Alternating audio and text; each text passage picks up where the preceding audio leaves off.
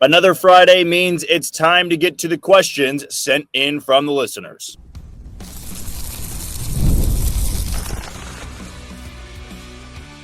You are Locked On Royals, your daily Kansas City Royals podcast. Part of the Locked On Podcast Network, your team every day. You are tuned into another edition of Locked On Royals on the Locked On Podcast Network. I'm your host, Jack Johnson, and you can find me on Twitter or X at JohnnyJ_15. That's at JOHNYJ_15. And for the new listeners out there, these episodes come to you Monday through Friday. Of course, with these Fridays being dedicated to you, where you send in questions to our YouTube channel or you send them into Twitter, and we be sure to get to every single one of them over the course of 30 minutes. So again, leave comments below here. If I miss anybody's question, you can always follow up with me. You can direct message me. Had a few people do that as well. And I'll give you my best answers, at least the best ones I can give you in those episodes. So that's how it works. We also bring you 60-second recaps on YouTube after every single Royals game. You also can find us and listen to us on wherever you download your podcasts: Spotify, Apple Podcast, Amazon Music, Google Podcast, Odyssey, and YouTube. Just be sure to hit the follow button and subscribe. Today's show is brought to you by Amazon Fire TV Stick. Turn any TV into your Xbox, no console needed. Head to Amazon.com/Fire TV Locked On to learn more today. Have about 45-ish questions to get to, couple from YouTube, couple from Twitter. So let's dive into it with our first question coming from Twitter. DL's question: who's going to emerge as the preferred stopper, Lugo, Ragans, or Bubic? I'm going to stand true to my thoughts last year, the beginning of this year, and how I still feel today. And it's that Cole Ragans is the ace, which means he's the stopper.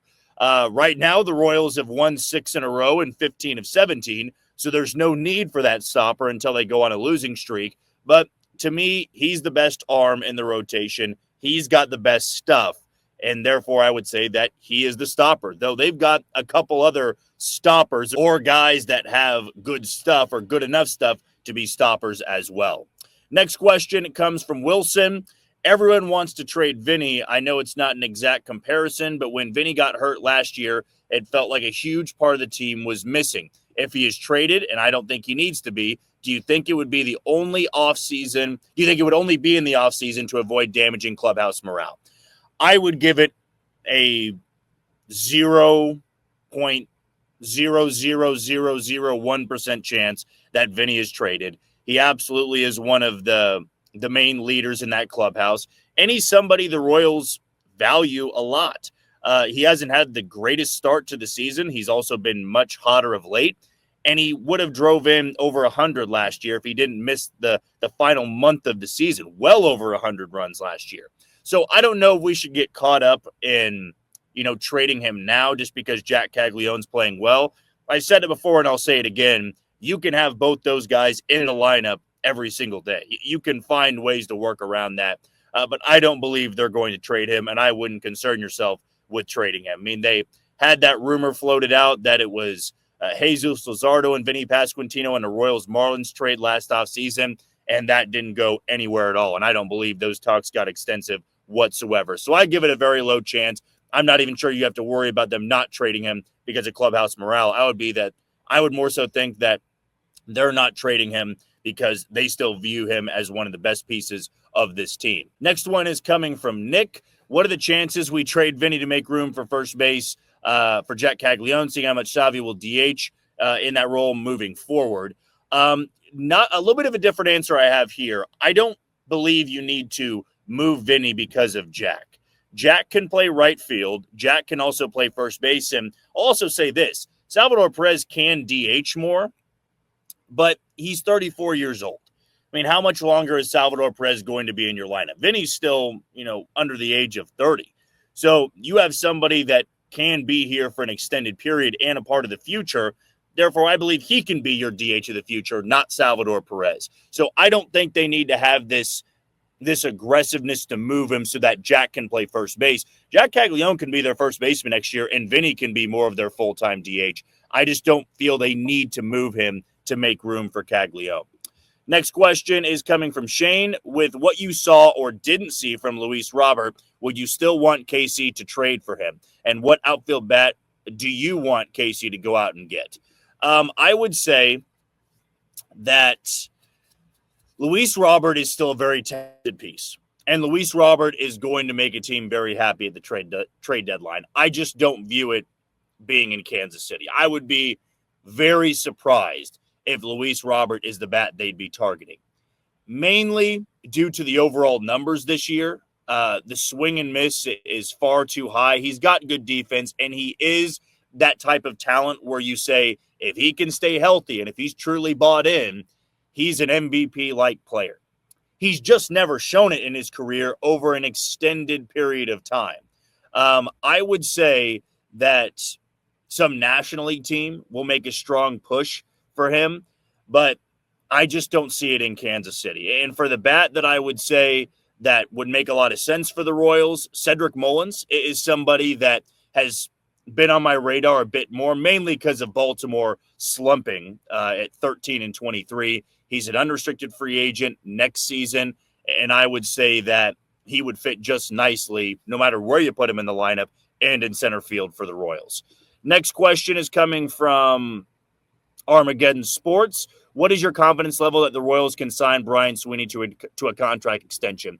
I would say that contract extensions for coaches are a little bit more difficult to predict.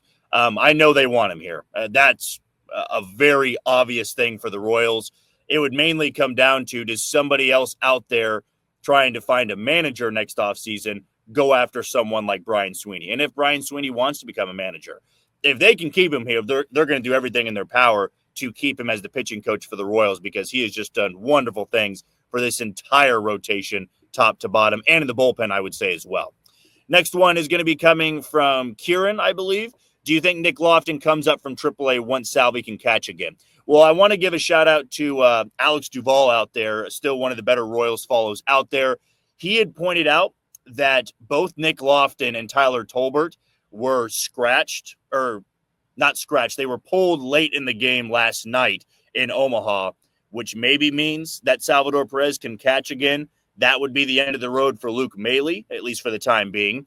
But to have two of them coming up at the same time, is somebody else hurt, or is that the end of Hunter Renfroe? So maybe Nick Lofton is one of those names that's coming up. I'm sure we'll find out a little bit later on in the afternoon before the first game against the Boston Red Sox. Next question comes from Robert. Love the show, with some of the names being thrown around as trade targets recently, like Jorge Soler and Cedric Mullins. Do you think either of them would be a big enough upgrade in the outfield to be worth whatever prospects that would be given up? Cedric Mullins, absolutely. Jorge Soler, it would really depend, because Jorge Soler is getting paid this year and next year. So you would need the Angels to pay down a lot of that contract if you were to give up just a few prospects there. Cedric Mullins, he still would take on a chunk of your prospects, I would say, because he's one of the Orioles' better players.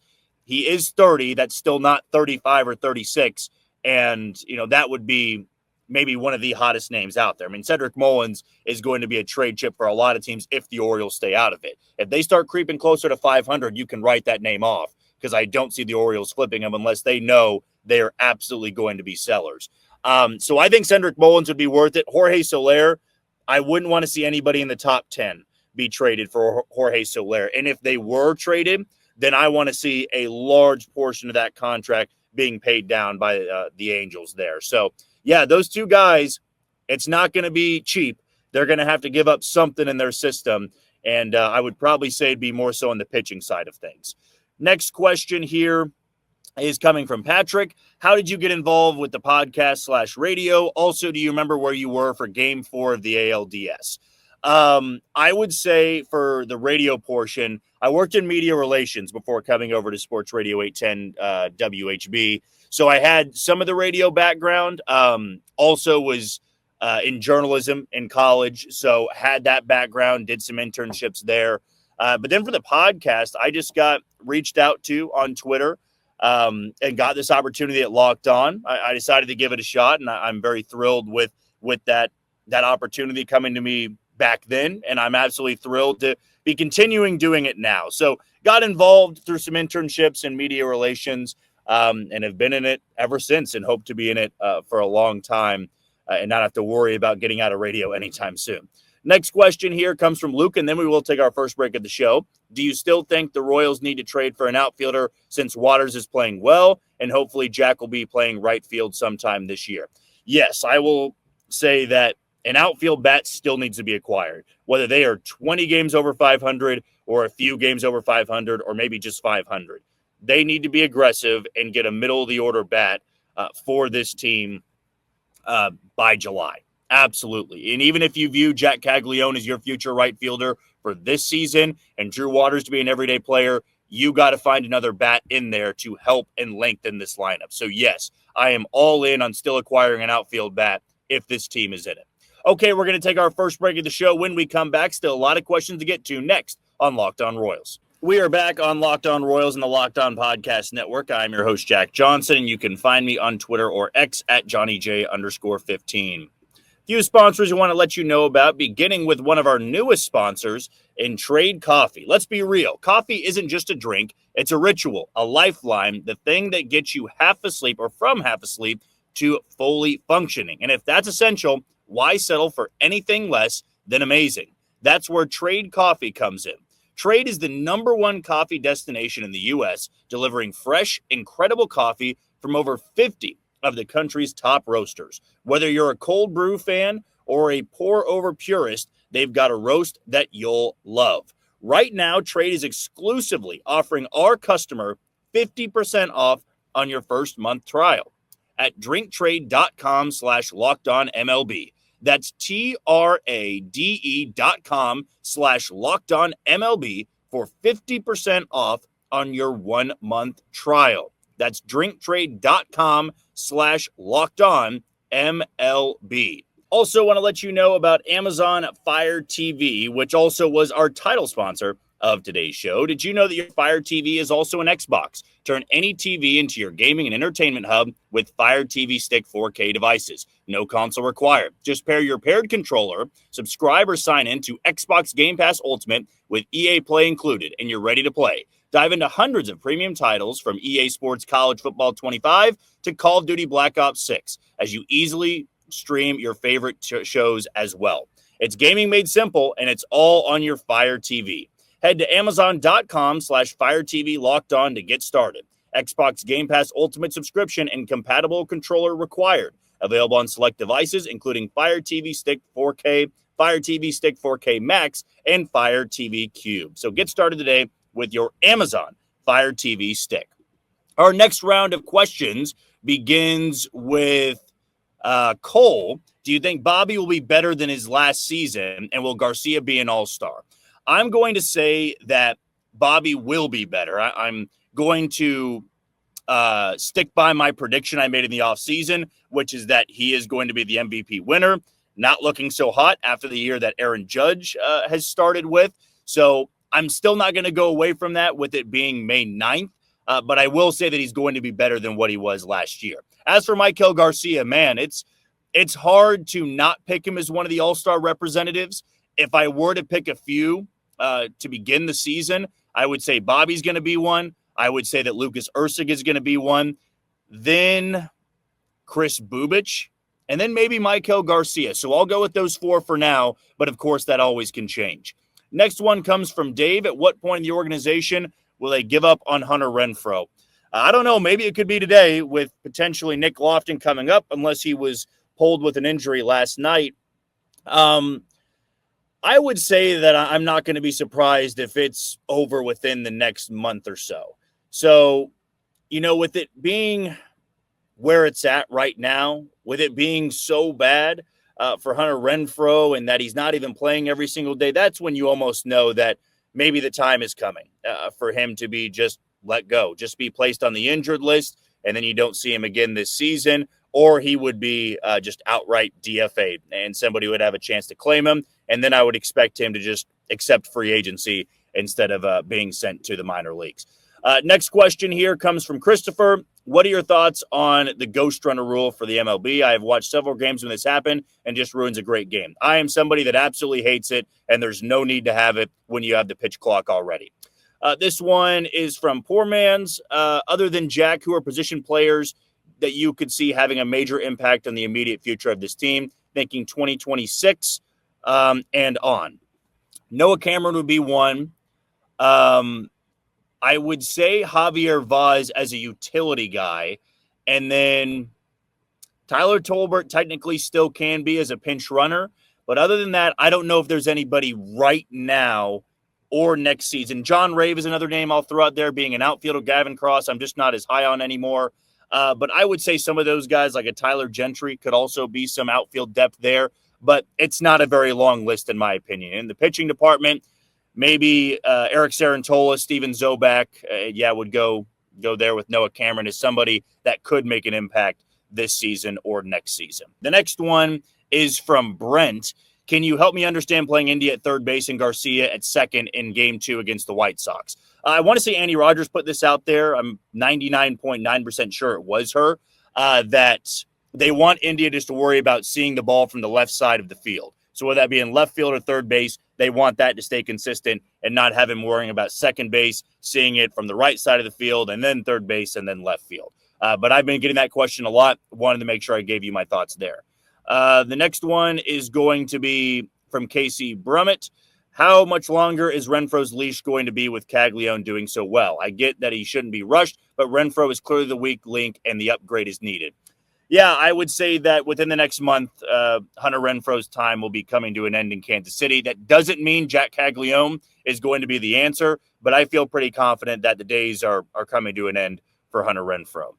Next one is from Dave. Hey, Jack, I don't know how far back you go for Mailbag Friday, but can you talk about the effect of bringing up Caglione so early on good contracts?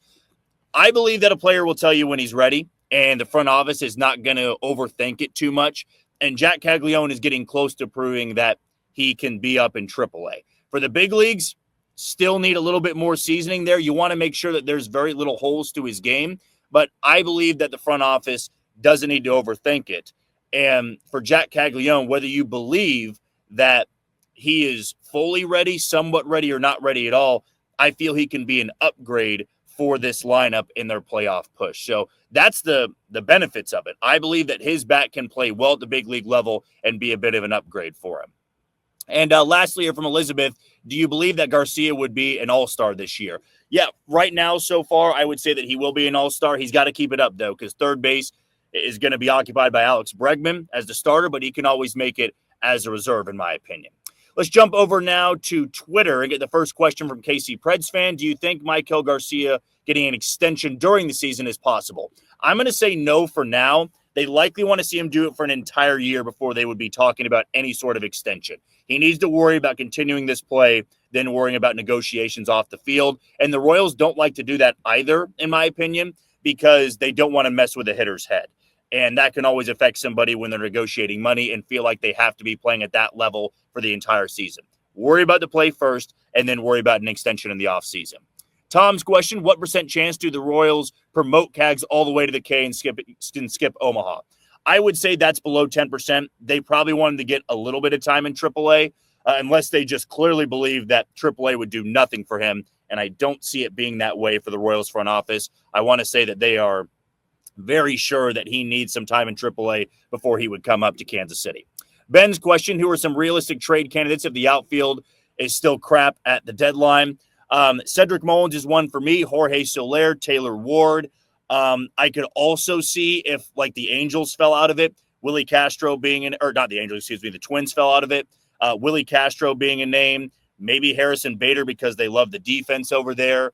Trying to think of some other ones. With the White Sox, man, if Mike Tauchman didn't get hurt, he would have been somebody I would have kept an eye on for the entire first half. But since he's not, Luis Roberts, a name I'll throw out there again, though I'm just not that high on it. But to me, there's about 4 or 5 names there that you could look into for the Royals being interested in. John's question, is Renfro the 4th or 5th outfielder, and how much rope does he have left? Again, the third time I brought it up, not your fault. I know I'm kind of repeating myself a little bit. The leash is short now, and the leash is probably going to be short until he just goes on some form of a tear. But how are you going to go on a tear when you're playing only once a series, if that? This is what we saw with MJ Melendez right before he got sent down. For Renfro, a little bit more complicated. You'd have to eat the money and outright DFA him or put him on the injured list. but Melendez wasn't playing in the last couple of games, and Renfroe played once in the White Sox series, and in a 17-hit performance, he didn't get on base at all. So I would say the leash is short, and I view him more now as the fourth outfielder with this offense. Patrick's question, is Drew Waters a permanent solution? The more I think about it, the more I think yes. For now, yes. For the future, I'm not sold just yet. Like Garcia, he's going to have to do it for an extended portion. He's going to have to do it more than just a month and a half because the track record on him hasn't been that great.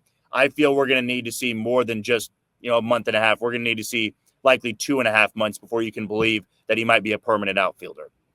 Bosnas asks, will the Royals try and add a bat or just wait to send up Jack? I would say both. I feel they're going to want to send up Jack later on in the season, but also acquire a corner outfield batter, maybe someone like Cedric Mullins to patrol center field.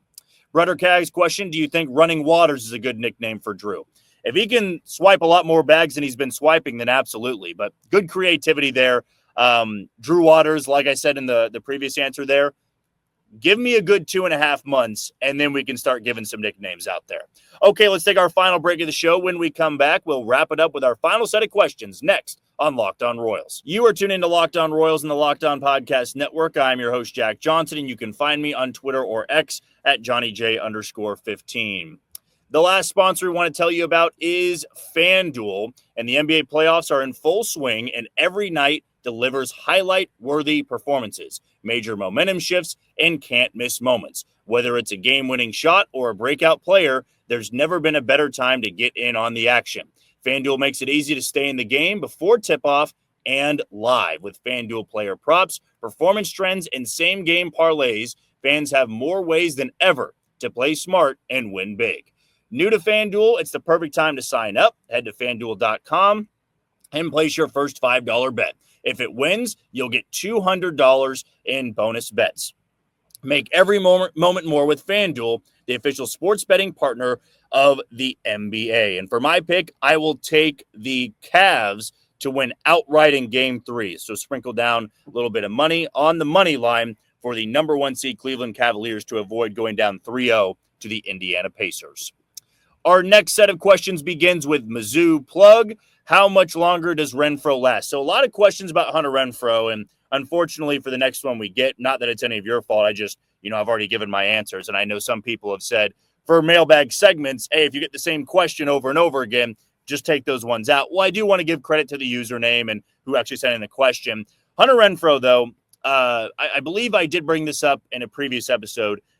I want to say an IL stint would happen first, unless they're just completely done. I want to say, not elbow inflammation, but maybe like, quad soreness or something that you could shove them on the 15-day IL, and then you can worry about a move down the road. I just feel that leash is very short. I'm also not overly worried about it because he's not playing every day anymore. He played once in the White Sox series, and he's only played a few times over the last week and a half. So I'm just not overly concerned at this point that he is hurting this team, mainly because they're also 15-2 over their last 17. John's question, Royals are 15-2 since MJ got sent down. Is that a coincidence? I don't believe it's a coincidence. They did get some better play from the outfield, and that's Drew Waters. That's also Kyle Isbell. Kyle Isbell's been playing a lot better. Jonathan India being a left fielder, he counts as an outfielder. Those numbers have gone up. So was it a coincidence? I don't think so. I believe it was playing some weaker teams and the pitching just being so lights out from the rotation to their bullpen as well. The Mizzler's question, though you are asking about Hunter Renfroe, we'll go to your second part here. Do you think there's any reason he's playing against righties over Mark Canha besides money? I just think they want Mark Canha to play against lefties. He's a 36-year-old platoon bat. They don't want to overexpose him. They view him as a pinch hitter, and they view him as a guy to face lefties out there.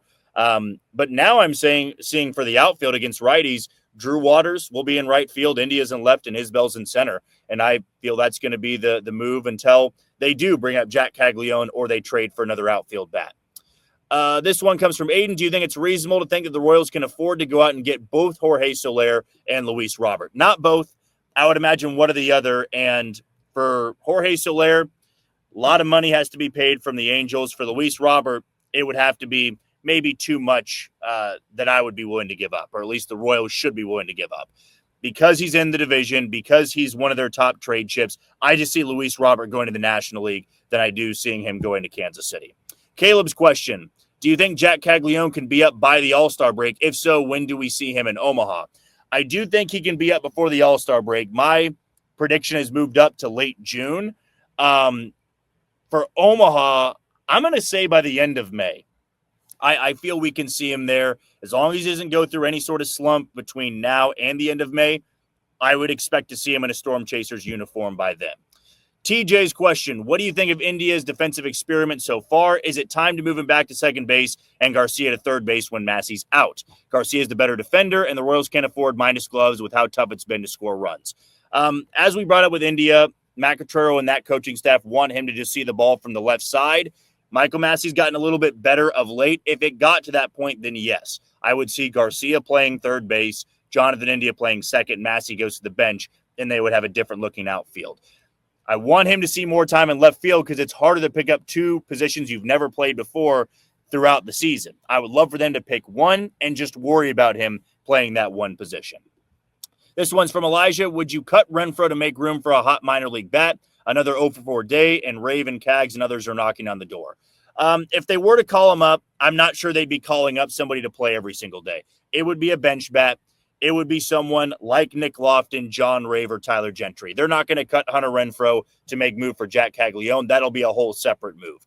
But if they are to call up somebody, I would want to see a player that has MLB experience, that has, experience at multiple positions. That feels like Nick Lofton to me. But I also do feel that John Rave deserves a shot at some point here. And who knows, maybe that would be in place of Hunter Renfroe's spot on the 26-man roster.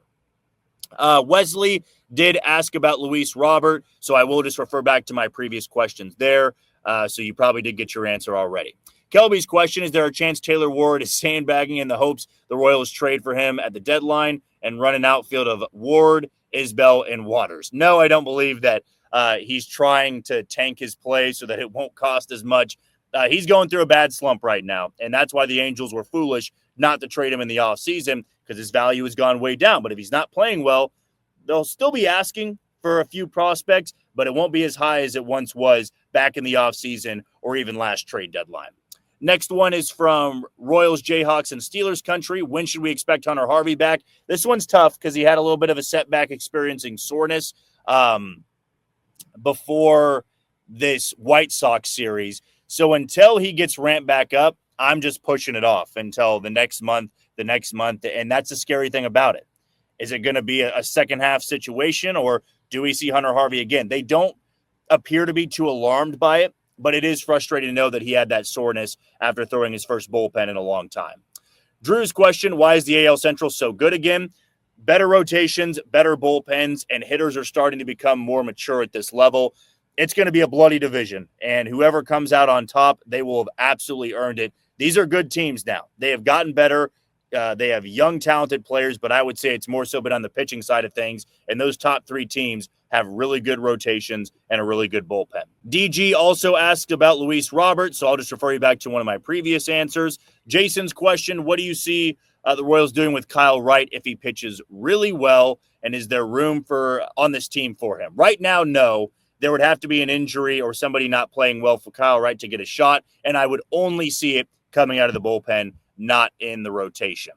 The next one here is coming from Brett. How should the Royals manage the below arms in regards to the rotation of the bullpen? Hunter Harvey, Kyle Wright, Alec Marsh, Noah Cameron.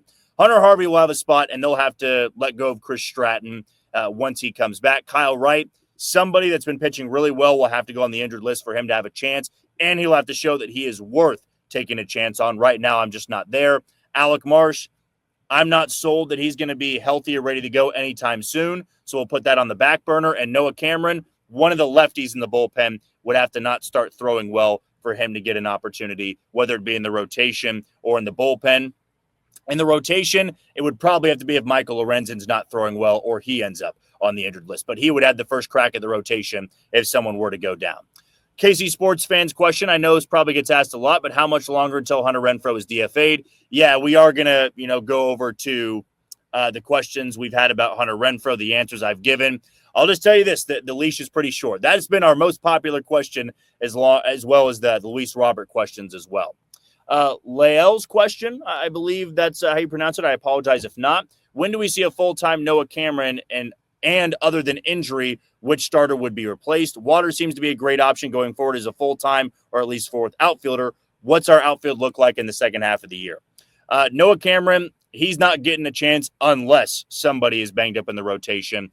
Michael Lorenzen, I still am very okay with having the number 5 spot. I could see him being in the rotation as the 6th man later on in the season when they want to give some relief to the rotation and giving them more time between starts. As for Waters, yeah, he's earned a spot to stay and play every single day until he's just not that good anymore. And I don't see him slowing down anytime soon.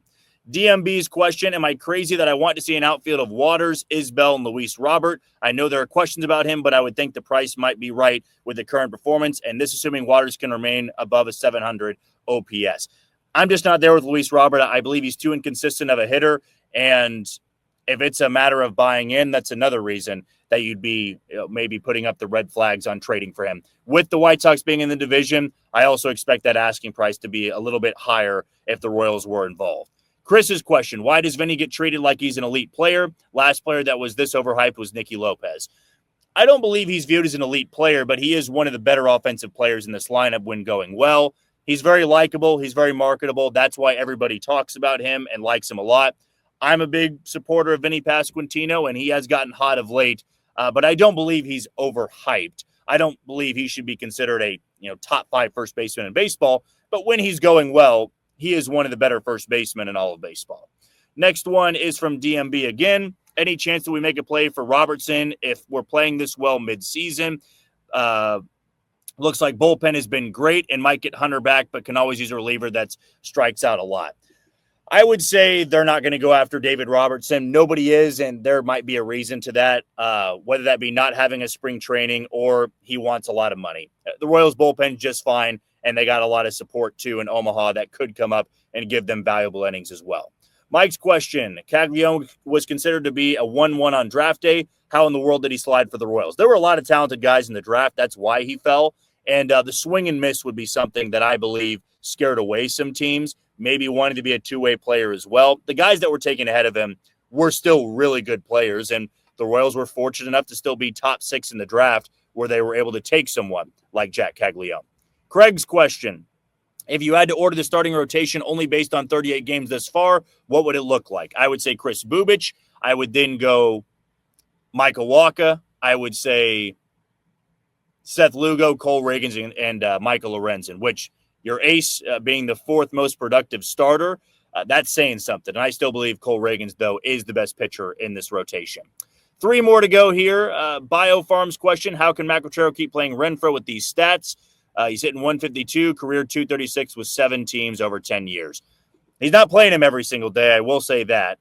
He did play yesterday, didn't do well.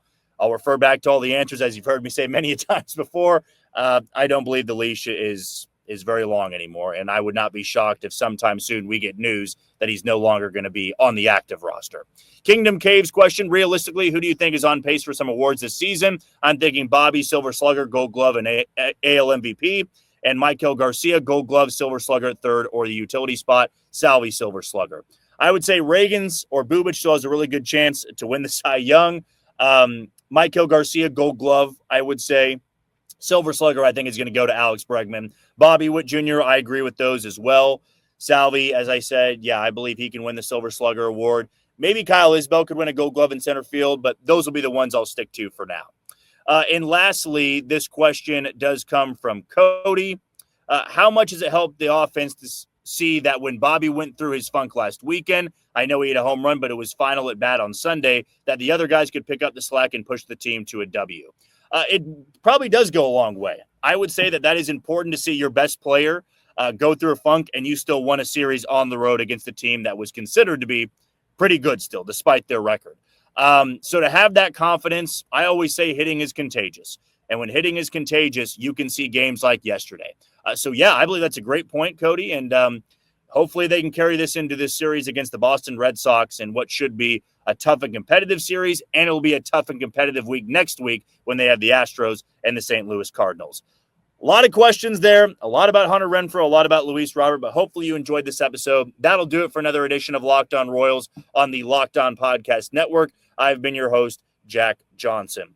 Thank you for making Locked On Royals your first listen today. For your second, check out the all-new Locked On MLB Game Night. Every game, every night, all season long. Get local analysis on a national scale and find MLB Game Night on Locked On MLB on YouTube or wherever you listen to your podcast. So we're bringing you a recap tonight, tomorrow, and Sunday that you can see on our YouTube channel. But until Monday, you take it easy, Kansas City.